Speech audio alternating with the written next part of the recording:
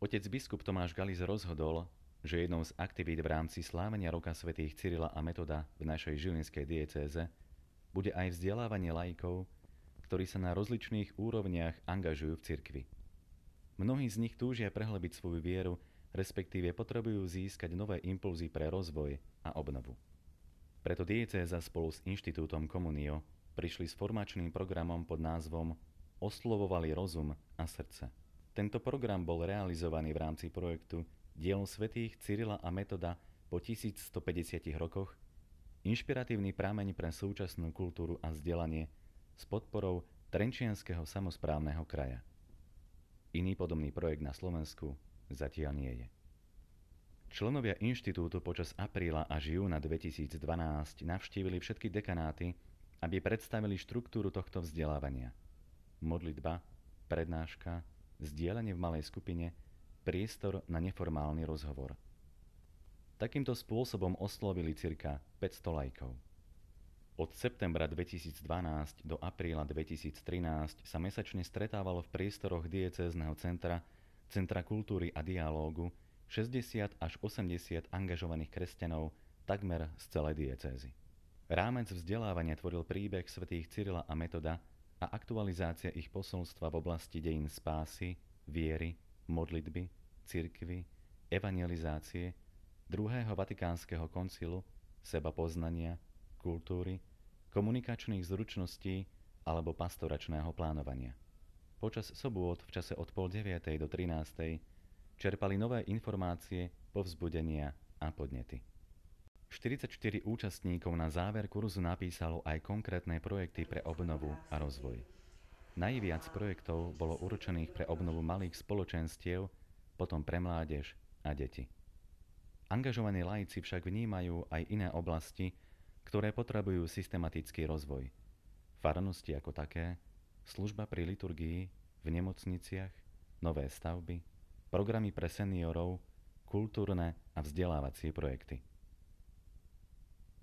V sobotu 20. apríla 2013 členovia Inštitútu Communio vyhodnotili celé vzdelávanie podľa ankety, na ktorú odpovedali účastníci. Angažovaní laici dostali certifikáty o absolvovaní vzdelávania. A ako hodnotia kurz samotní účastníci? Na toto vzdelávanie som sa rozhodla ísť preto, lebo som cítila potrebu vzdelávania sa a zvlášť keď človek niečo robí, tak potrebuje z niečoho čerpať. A oslovilo ma to, že je to vlastne príležitosť stretnúť tu viacerých angažovaných ľudí a vlastne aj také načerpanie skúseností. Zaujímaví prednášatelia, bola ďalšia vec. No a myslím si, že aj teraz záverečné prezentovanie projektov, že fakt sme sa tak mohli vzájomne obohatiť asi, čo sa kde robí, alebo aké sú plány. Aj s manželkou som sa prihlásil, začali sme sem chodiť a boli sme skutočne nadšení, oslovilo nás to aj taký iný pohľad na cirkev. Ľudia, ktorí robia tú komuniu a vôbec, máme obrovské šťastie, že máme takých kňazov, že máme takých svätých mužov a ľudí, ktorí dokážu ľudí spojiť a vykonávať na našom duchovnom živote takú úrodnú vec a také ovocie veľké. U nás síce vo farnosti už tiež bežia katechezy, ale predtým nebežalo a toto bolo práve to, čo som potrebovala. Také prehlbenie, dostanie sa k informácii, otvorili sa mi obzory, ktoré som potrebovala, aby sa otvorili. Viacerí účastníci vzdelávania angažovaných laikov sa pýtali, či bude niečo aj ďalej. Rozhodnutie o pokračovaní a spôsobe formácie angažovaných laikov v našej diecéze je na pleciach otca biskupa a správnej rady inštitútu. Tak, ako majú mladí ľudia možnosť formácie v diecéznej animátorskej škole, podobným spôsobom by sa mohli pre službu vo farnostiach formovať aj dospelí. Cieľom tejto formácie bolo poskytnúť priestor Duchu Svätému, aby mohol konať v našich spoločenstvách a farnostiach, učiť sa spolupráci a hľadať návrhy konkrétnych riešení, ako ich vidia tí, ktorých sa to bezprostredne týka a chcú pomôcť. Členovia Inštitútu Communio deklarujú, že by radi aj naďalej sprevádzali tých, ktorí budú mať záujem pri realizácii svojich projektov, respektíve udržiavať kontakt so spoločenstvami.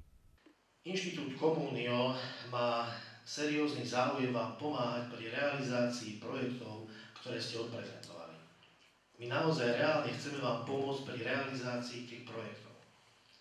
Či už tým, že vám pomôžeme pri písaní projektu takého lepšieho, či už na mesto, na VUC, na ministerstvo. Máme na to ľudí, máme na to kapacity, máme na to skúsenosti. Vieme, že farnosť a diecéza majú byť spoločenstvom spoločenstiev. Aj toto vzdelávanie odhalilo, že Žilinská diecéza má potenciál vytvoriť priestor na vzájomné počúvanie a zdieľanie sa.